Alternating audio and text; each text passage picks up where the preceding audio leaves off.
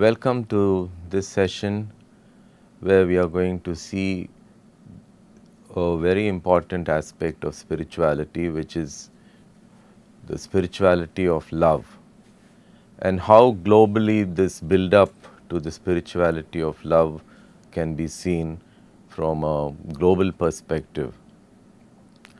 In 700 BC, we see the prophet Isaiah in Israel talking about the advent of the Son of God, a glimpse of something which is going to happen, but there's no clarity about when it's going to happen.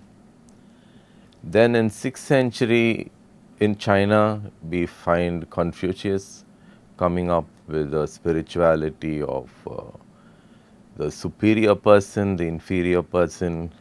He brings down ethics into spirituality. Then in 500 in BC, we have Gautama Buddha, who talks about the difference between life and spirit, a very basic difference he gives, which also enables him to ensure that there is no violence and there is no suffering, which he sees and which was predominant in sacrifice. So he gives the difference between the spirit and the body.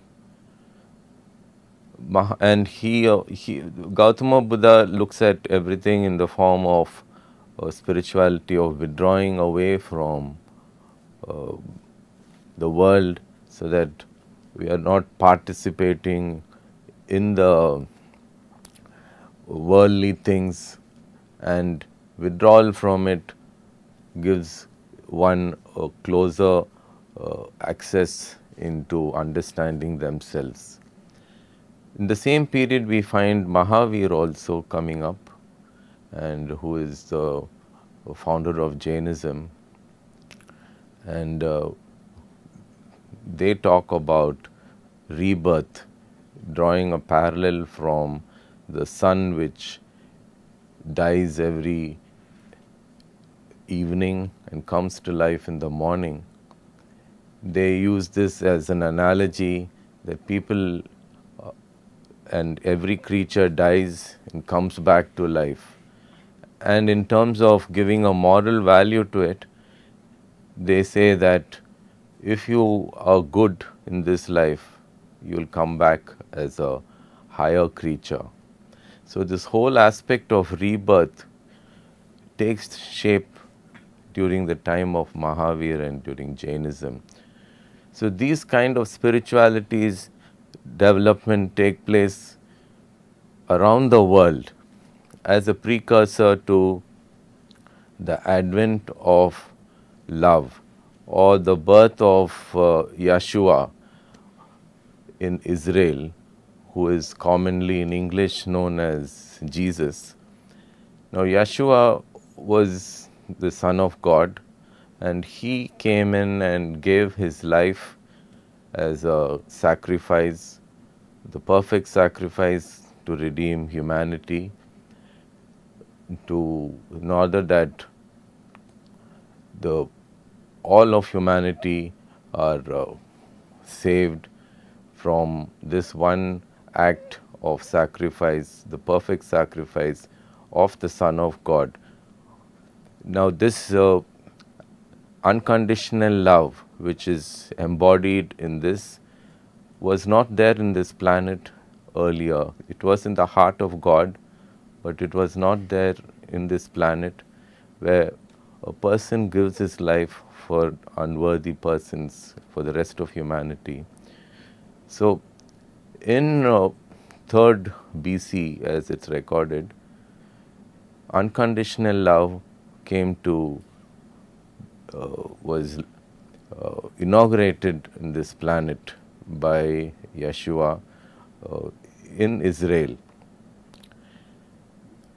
This came to India in 52 AD, this message of unconditional love was brought by the Apostle Thomas to the Indian subcontinent in 52 AD. Now, history records that he came to North India, to Taxila, which was governed by King Gondophares, apparently, who must have been a Buddhist, because Buddhism was already there. So, he came in with the message of unconditional love and preached this among the people who were already practicing ahimsa, who were already in a mode that they did not want to kill people and others.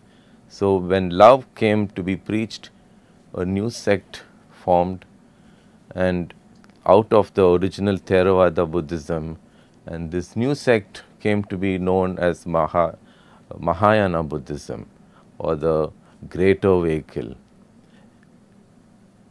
The Apostle Thomas then came down to the south of India, to the west coast, to what was the Chera Nadu of Tamil Nadu.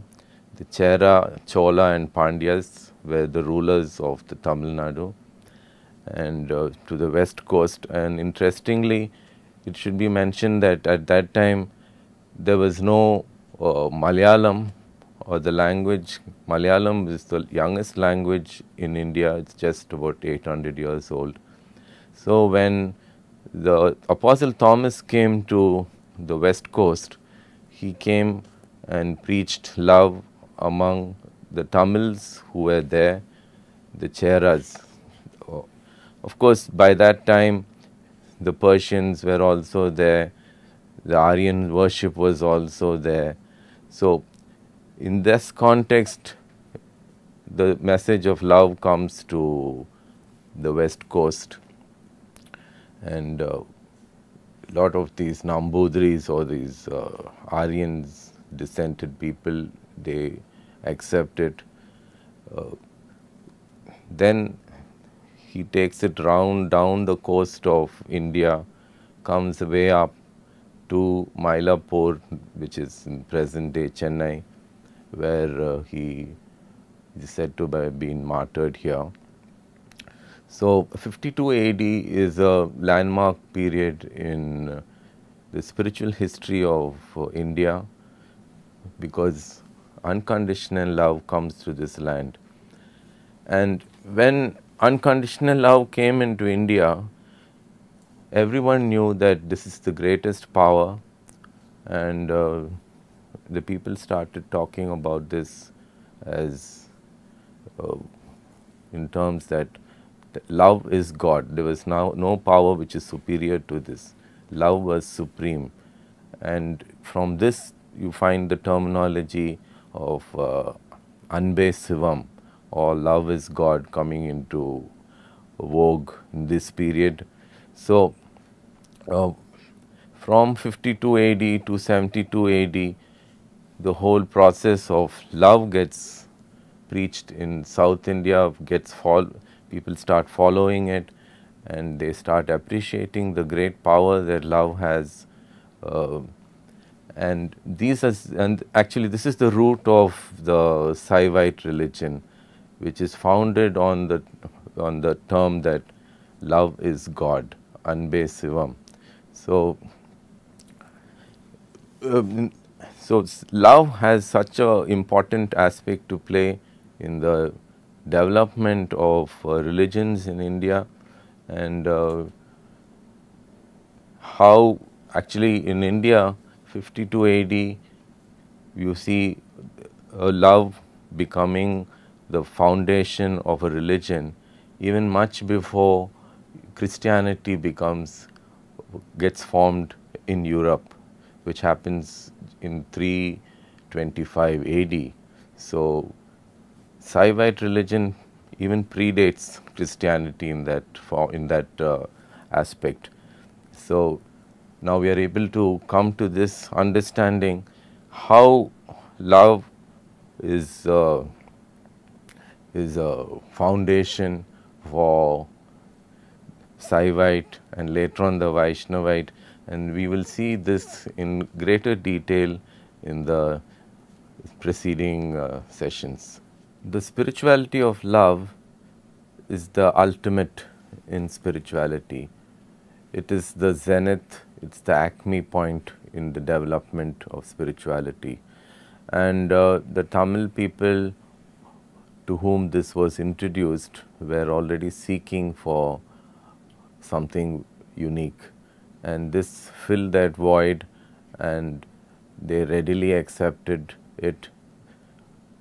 Definitely certain sections rejected it due to different reasons, but it took root very effectively, and the great religions, Hindu religions of Saivite and Vaishnavite